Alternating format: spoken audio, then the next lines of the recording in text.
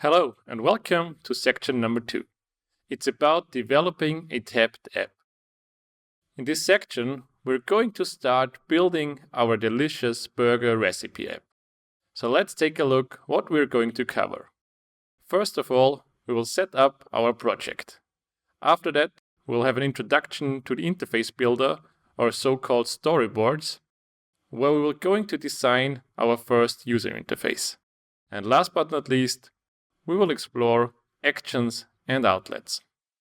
So let's get started with setting up our project.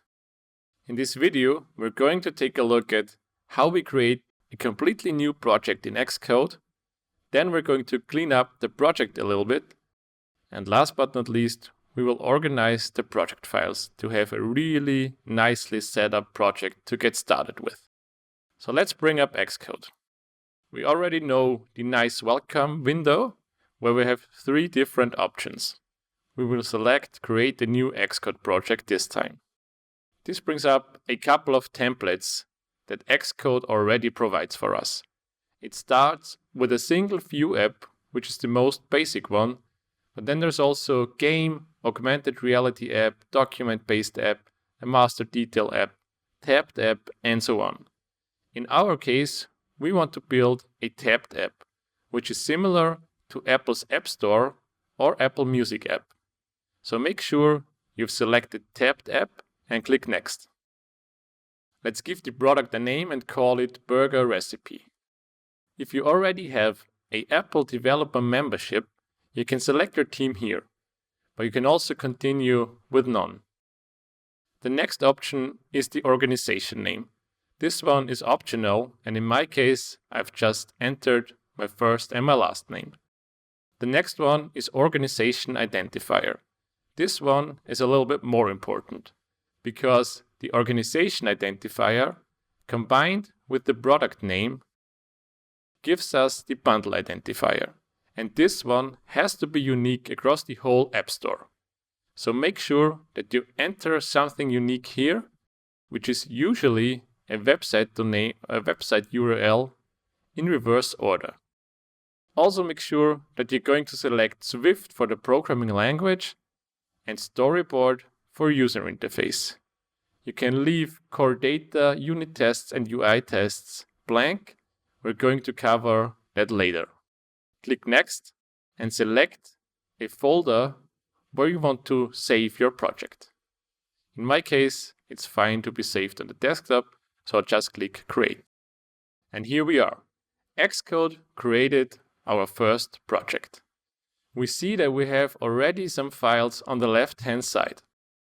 It's the app delegate, the scene delegate, the first view controller, second view controller, the main storyboard, the assets folder, the launch screen storyboard, and the info.plist file. Let's see what these files are all about. So the app delegate is an entry point to your app. You can set up data in the didFinishLaunching with options method that should be available for the duration of your app. You can also register for push notifications in the app delegate. Then there's also the scene delegate, which is a new class that was introduced with iPadOS. The scene delegate allows your app to be used within multiple windows. So see it as that. The app delegate is a shared file for everything, and each window your app runs in has an individual scene delegate.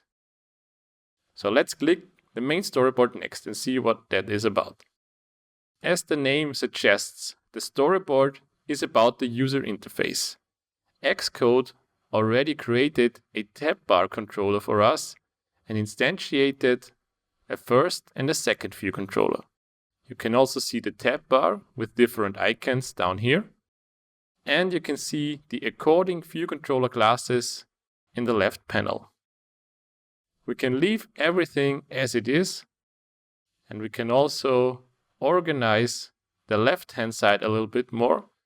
So let's select Assets, the launch screen, and the info plist. Make a right click and select New Group from Selection. These files are not needed that often, so we can group them into a folder called Supporting Files. We can minimize it, and now it looks a little bit more cleaned up.